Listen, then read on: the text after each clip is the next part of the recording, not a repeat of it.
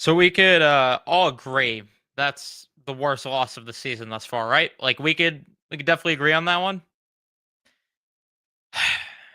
I feel like it's just every single time they are in that freaking ballpark in Nationals Park, it's just something like this always has to happen. I shouldn't be mad with the record. I know people are going to tell me not to be mad because of the record. I shouldn't be mad because at the end of the day, they were bound to lose at some point.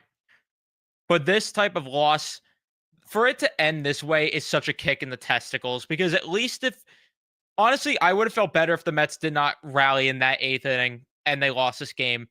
I honestly would have. And you know what? I would have been annoyed with the offense. I would have been annoyed with the fact that they couldn't get to the Nationals bullpen, get to Irvin at all during the day.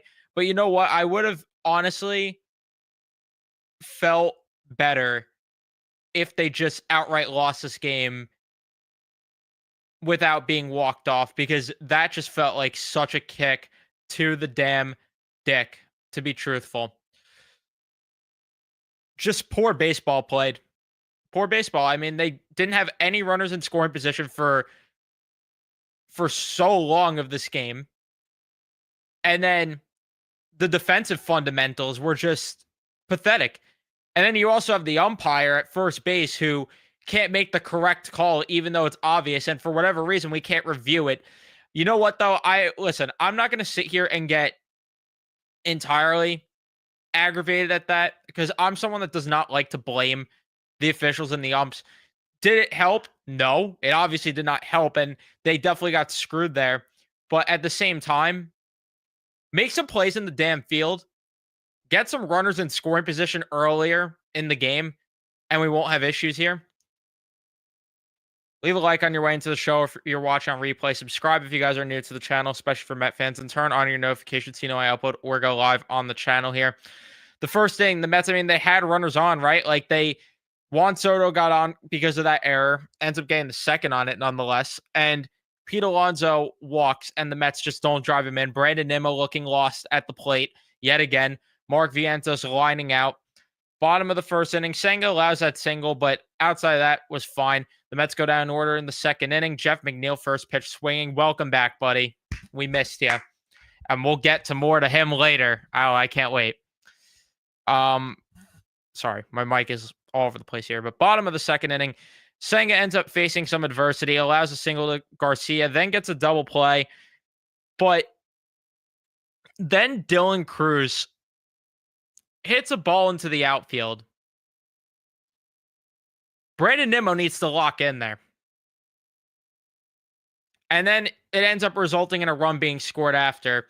Thankfully, Alvarez was able to gun out the runner going the second, but Nimmo's got to focus there. He's got to be locked in there.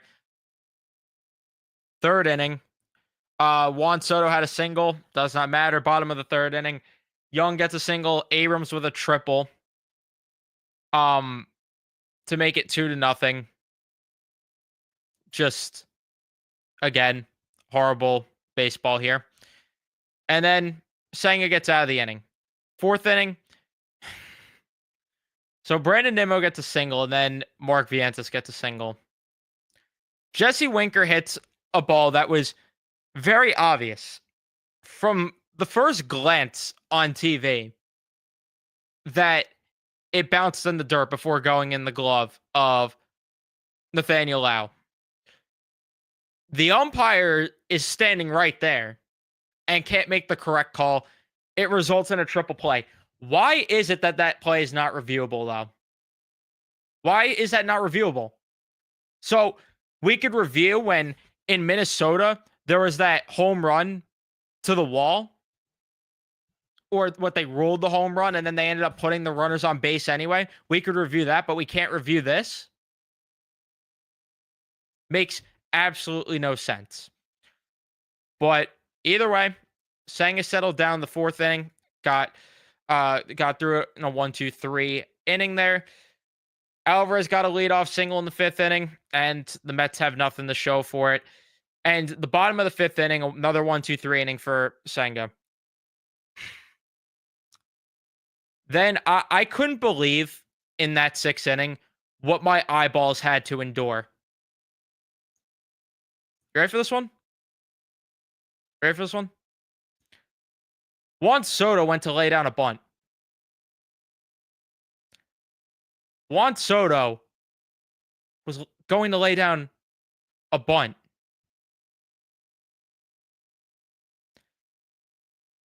I had someone in my replies on Twitter saying, that's a good play there. You know, he's trying to get something going for his team.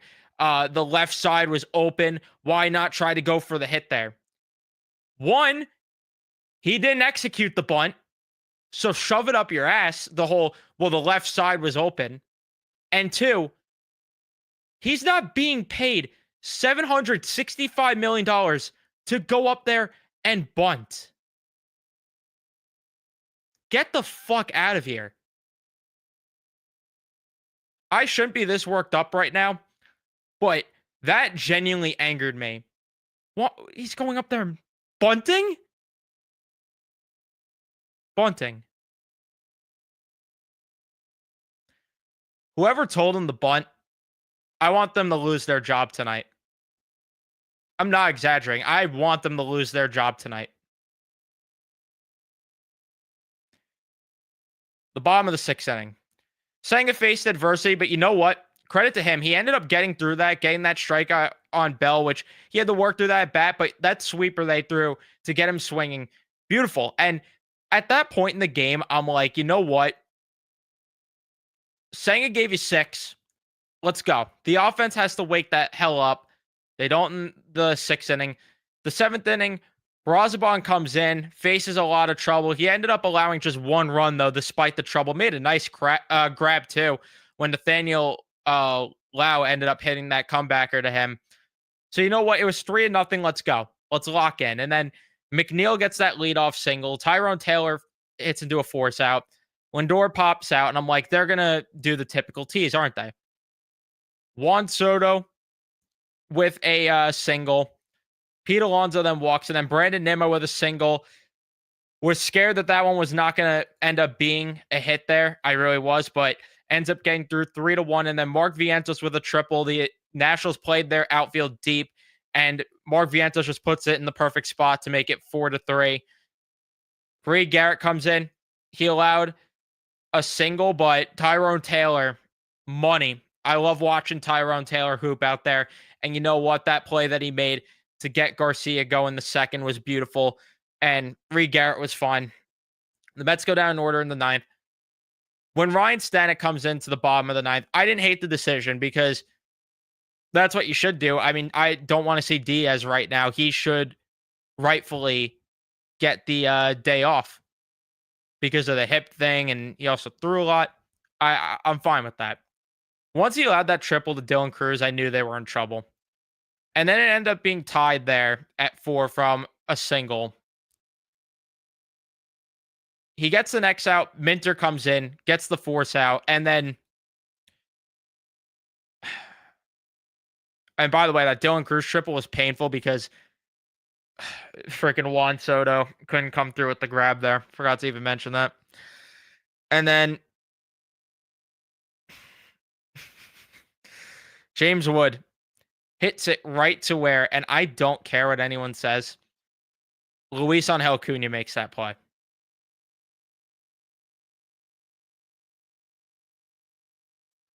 Luis Angel Cunha makes that play. And Jeff McNeil boots the ball, and it makes it just too easy for Abrams to score there.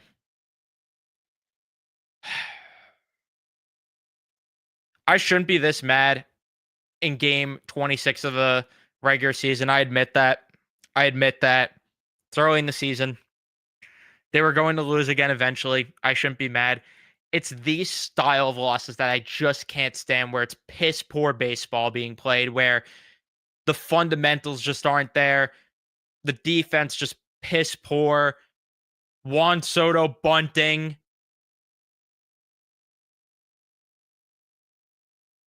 not getting enough traffic on the bases. It's that kind of baseball where I just can't stand it.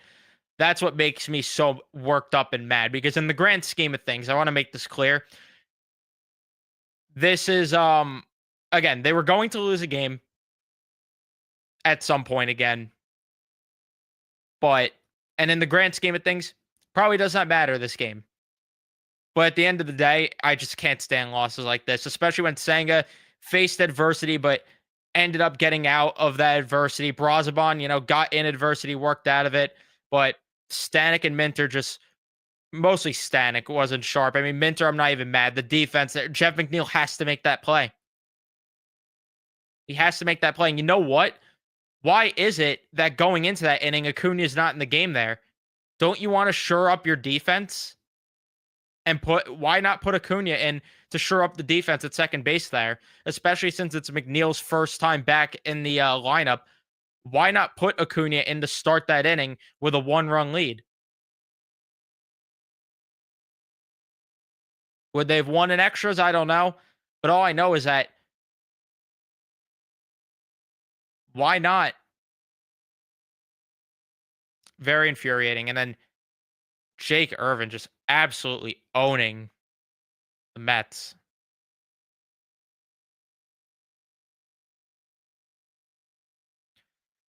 Just unfortunate.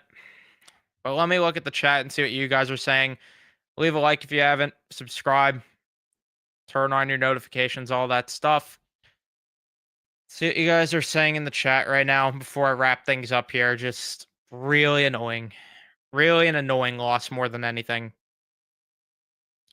Get McNeil off the team. McNeil better be benched tomorrow. Cooney makes that play all day. I don't know why he's not in the game at that point. Nat fans could say whatever they want from the bottom of the standings. Who gives a shit what they're saying?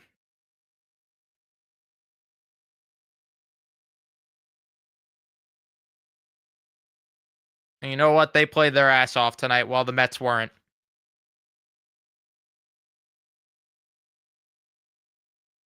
And yeah, it's literally it, Justin, and because of his salary. We got on the Soto drop too. And we got on the Soto bunt. But I don't want to hear people. Why is it that we're saying, oh, well, point to Soto bad defensive play? Why are we defending McNeil? How about both should have made the plays respectively, but the one that Juan Soto had to play in the outfield, that play is way more difficult than the play that Jeff McNeil had to make at second base. Not even close. Not even close at all. I'm trying to find I don't know where I could find the catch probability on that ball that Soto didn't get, but if anyone could find it for me, let me know.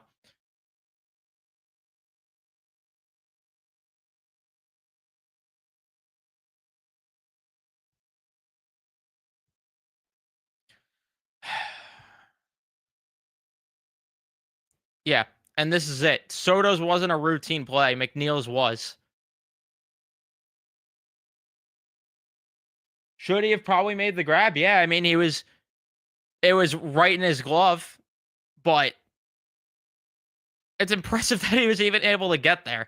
And again, I'm not excusing Soto for the way that he played today. I want to make that very clear.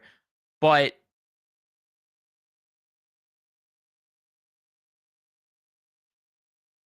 Jeff McNeil has to make that routine play. I'm not mad that they didn't consider Kranick just because Kranick has been overworked a lot. So I'm not mad at that one. Let him get an extra day off and he'll be ready to go tomorrow.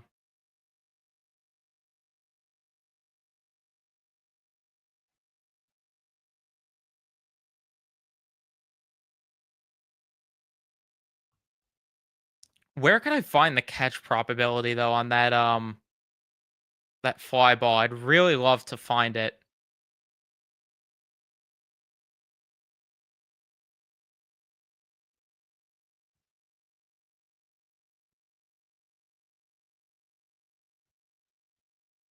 Where can I find that? Let's see.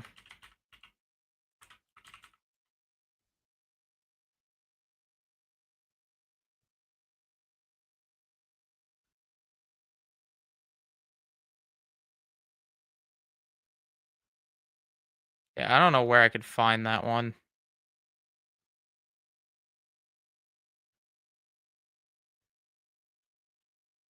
Really don't know at all, actually.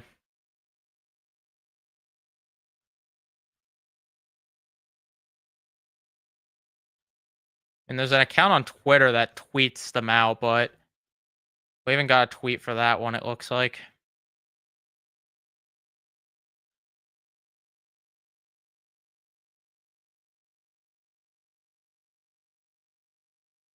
Either way, though.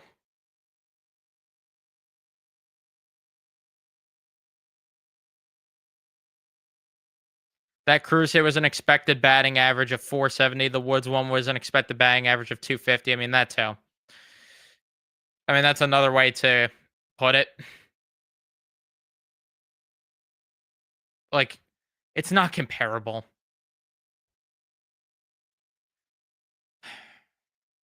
It's a shame. It's a shame that they couldn't win this one. They'll be back tomorrow. Hopefully, they rebound and win. Thank you, everyone, for tuning in and watching. Leave a like if you enjoyed. Subscribe if you're new to the channel. Turn on your notifications so you know I upload or go live. And I'll see you guys in the next one.